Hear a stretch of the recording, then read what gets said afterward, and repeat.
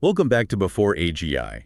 Today we're doing a deep dive into something you've probably heard buzzing around, decentralized AI, or DAI. That's right. Lots of chatter about the next wave of AI and, how it might move away from the big tech giants holding all the keys. Exactly. So we're going to unpack that. Think of this as, well, your guide to understanding this shift. What is it? Why is it happening? We've looked at a bunch of sources, yeah. And the goal is really to explore what makes DAI different, the tech behind it, where it could actually be used. And the challenges too, right? It can't all be smooth sailing? Definitely not. It's about getting the why and the how behind this whole move. Okay, so decentralized AI, the name itself points away from, well, the current setup, doesn't it? Where just a few huge companies have most of the data, the power. That's really the heart of the matter. Our sources, they consistently point out the drawbacks of that centralized model. Like what specifically? Well, you've got this massive concentration of data and computing power, right, in just a handful of corporations. Yeah. And that leads to risks. Potential for bias baked into the algorithms, bias in the data they use. Because it's their data, their worldview, essentially. Kind of, yeah. And a lack of transparency.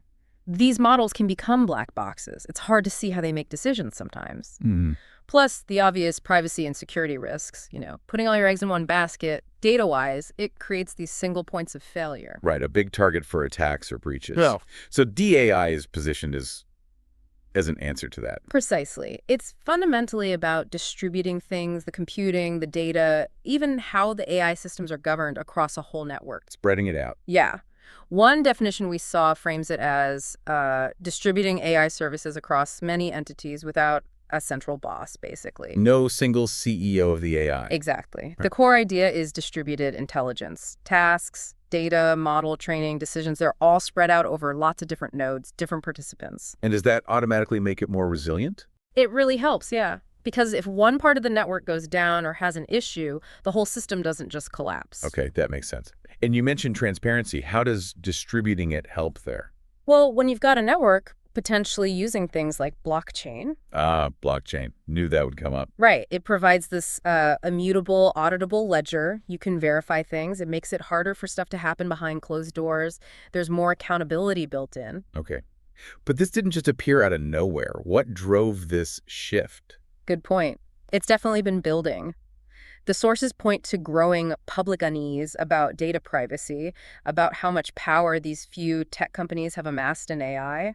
Like the Cambridge Analytica thing. I remember that being huge. Exactly. That's specifically mentioned as a kind of catalyst. It really brought home the risks of centralized data control for, regular people. Suddenly everyone was asking, wait, who has my data? What are they doing with it? Yeah, that was a big wake-up call. And even before that, on the technical side, you had developments like Google introducing federated learning back in 2017. Federated learning. Okay, what's the gist of that? It was an early but really important step towards privacy in AI. The idea is you can train machine learning models on data that stays on people's local devices, phones, laptops, whatever. So the raw data never leaves your phone. Right.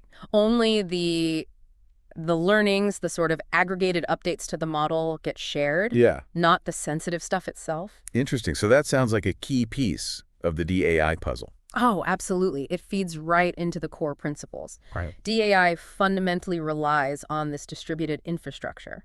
Instead of giant server farms, you spread the computing power across a network. You can even tap into unused resources like idle processing power on people's computers. Like SETI at home, but for AI. Kind of like that, yeah. Yeah. A collective effort. And a big principle is data democracy, breaking up those data monopolies. So no one entity controls all the information. Exactly. Fragmenting it, distributing ownership. And that inherently boosts privacy because your info isn't all sitting in one place. Okay, and blockchain, again, you said it's key for transparency. Absolutely fundamental. It provides that verifiable record keeping we talked about, builds trust when there's no central authority. Right. And it also enables things like tokenized incentives, rewarding people for contributing resources. Crypto tokens. Often, yeah. And it underpins the governance models, too, how the network itself makes decisions. It's not just about the tech, it's about who's in control, or rather how control is shared. So distributed governance is part of the package. Definitely. Leveraging those unused resources, like we mentioned, and federated learning as that key privacy technique. Yeah. all ties together. Okay, so we've got the why, the problems with centralized AI, and what the basic ideas of DAI. Let's dig into the how. What's the actual tech stack look like? Well, blockchain integration is, as we said, foundational for many platforms. It brings that security, transparency, the tamper-proof aspect, essential for trust. And the tokens for incentives, right? Yes, tokenization is huge, rewarding participation, data contributions, compute power. It also enables those decentralized governance mechanisms, voting on proposals, things like that. Okay, so blockchain is layer one, almost. What else? Federated learning, which we touched on, the whole train locally, share-only updates model, it's really clever for collaborating on model building without sharing the raw, potentially sensitive data. Yeah, that seems critical for privacy. It's like crowdsourcing intelligence without revealing individual secrets. That's a great way to put it. Then to add another layer of security, especially in potentially untrusted environments. Which a decentralized network could be. Exactly. You have confidential computing, often using things called trusted execution environments, or TEEs. TEEs. Yeah, think of them as secure hardware zones, like a vault inside the processor. Data can be processed inside this vault, isolated from the rest of the system. So even if the device or server itself isn't fully trusted, the computation inside the G is protected. That's the idea. It protects the data during processing. Okay, interesting. What else is in the toolbox? Edge computing is another big one. Bringing the computation closer to the source of the data. Precisely, like on IoT devices, sensors, maybe your phone.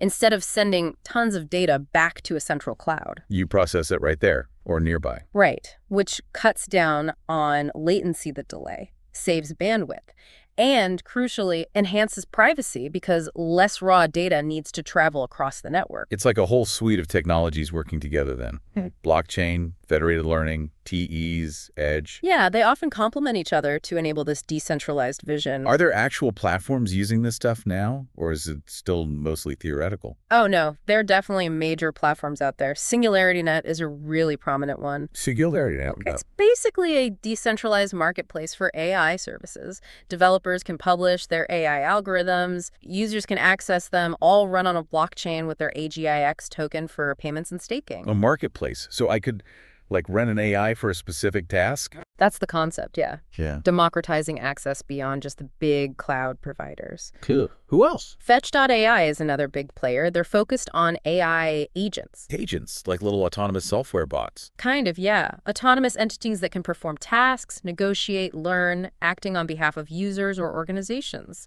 Their platform helps build, deploy, and connect these agents using their FET token and blockchain tech. So more about enabling these smart agents to interact. Exactly, integrating AI into real-world systems via these agents. Then you have Ocean Protocol. Ocean data related. Spot on. They're building a decentralized data exchange protocol specifically geared towards AI. They provide tools for data sharing and monetization while preserving privacy. How do they do the privacy part? One key feature is compute to data. It lets you run AI algorithms on data without the data ever leaving the owner's control.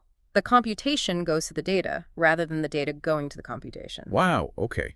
That seems huge for sensitive data, like medical research or something. Absolutely massive potential there. And then for a different angle, there's Numerai. Numerai. Sounds financial. It is. It's like a decentralized hedge fund powered by data scientists. They encrypt financial data, share it with data scientists globally who build predictive models. And they get rewarded. Yep, with their NMR token, based on how well their models perform on predicting the stock market.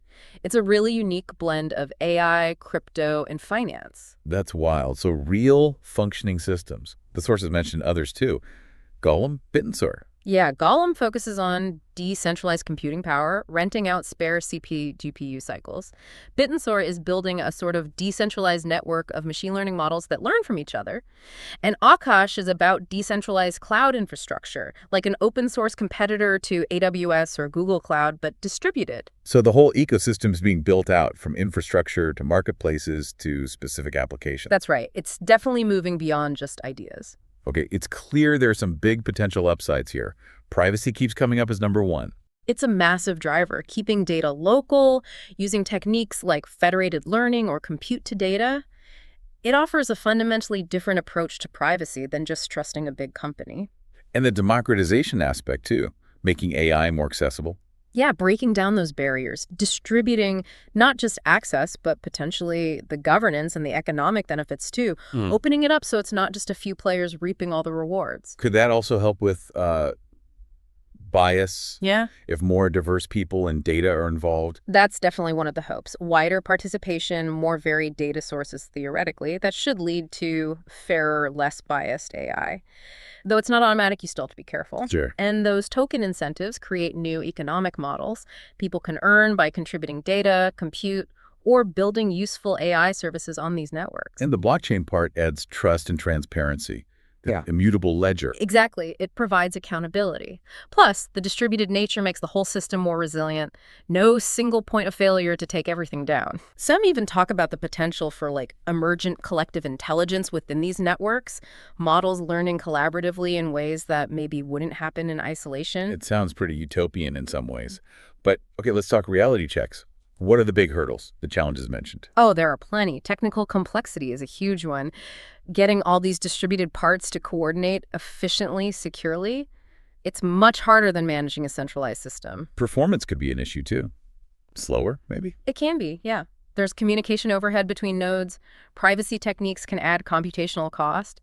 Achieving the raw speed and efficiency of a highly optimized centralized data center is, well, it's a challenge for DEI right now. Okay. And governance. You mentioned distributed governance as a benefit, but isn't it also really hard to manage?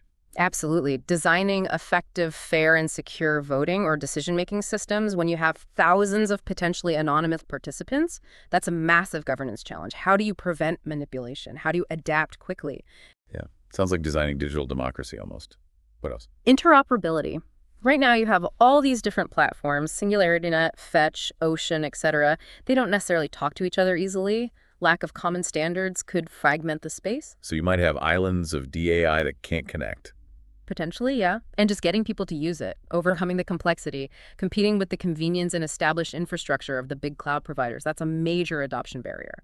Building trust is key, too. How do you ensure people contributing data or compute are trustworthy, or that the consensus is solid? Robust consensus mechanisms are crucial, and they're still evolving. Plus, ensuring data quality when it's coming from all over the place is another big headache. Garbage in, garbage out still applies, even if it's decentralized garbage. Right. So lots of potential, but definitely not a simple switch. Requires solving some tough technical and social problems. Exactly. Significant hurdles remain. So thinking about governance and ethics more broadly then, how does DAI aim to handle decision-making and accountability?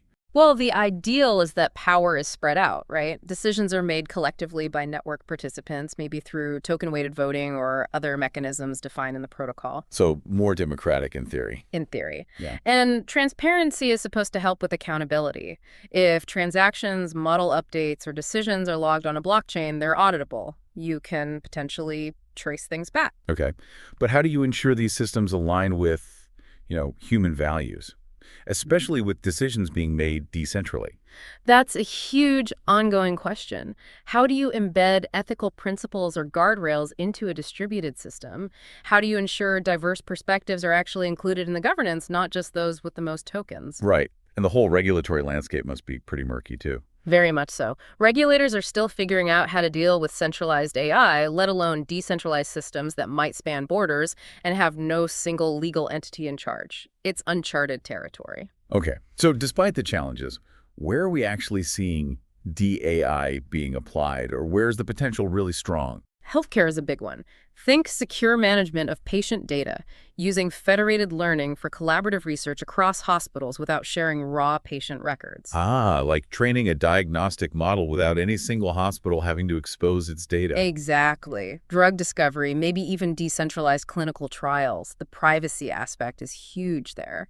Makes sense. What about finance? Beyond Numerai. Definitely. Things like fraud detection using shared insights without sharing sensitive customer data. Maybe AI-driven risk assessment or even smart contracts in DeFi that can learn and adapt. Okay. Supply chains. Yeah. Better forecasting, real-time tracking, and visibility, proving the origin of goods using blockchain. AI adds the intelligence layer to that traceability. What about The metaverse, that seems like a place where decentralization is a big theme. Absolutely.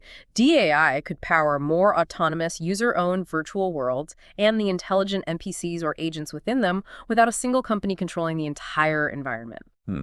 And IoT, edge computing. Perfect fit. Processing data locally on smart devices in smart cities for things like traffic management or energy optimization without sending everything to the cloud.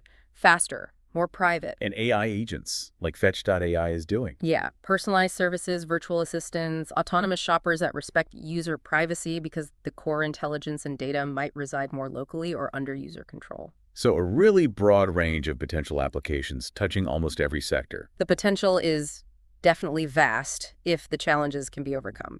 So wrapping this up, it feels like DAI isn't just a minor tweak. It's presented as a pretty fundamental rethinking of AI development and deployment. I think that's fair to say. It directly tackles some of the big criticisms of centralized AI, the power concentration, the privacy issues, the lack of transparency. It offers this alternative path, one that aims to be more equitable, more transparent, hopefully more secure. Right. And while we've talked a lot about the challenges, complexity, performance, governance, the pace of development in the underlying tech, like blockchain, federated learning, TEs, is rapid. And we're seeing these platforms actually being built and used. It really feels like a convergence point, doesn't it? AI meeting blockchain, meeting edge computing. Yeah, it's that intersection that makes it so interesting and potentially transformative. Okay, so DAI clearly presents this compelling vision for the future of AI, where maybe the power, the control, the benefits are spread out a lot more. We've really only scratched the surface here. For sure, there's so much depth to each of these areas. But hopefully you listening now have a much clearer picture of the basic ideas, the potential, and yeah, the significant hurdles still ahead. It's a space that's changing incredibly fast, so staying updated is key. Definitely. We'd encourage you to dig deeper into some of the platforms we mentioned, SingularityNET, Fetch, Ocean, Numerai, or the core concepts like federated learning or compute to data. What parts of DAI excite you the most? Or which challenges do you think are the absolute make or break ones to solve? Something to think about. Thanks for joining us on this deep dive. We really hope it gave you some valuable insights into where AI might be heading next this decentralized future. And that's our time for this deep dive on Before AGI. If you found this look at decentralized AI useful, definitely hit subscribe so you catch our future explorations into the evolving world of AI. And hey, if you want more practical tutorials and deeper insights, check out my YouTube channel. It's Ian Ochieng AI. That's IANOCHIENGAI. Lots of good stuff over there, too. Thanks for tuning in.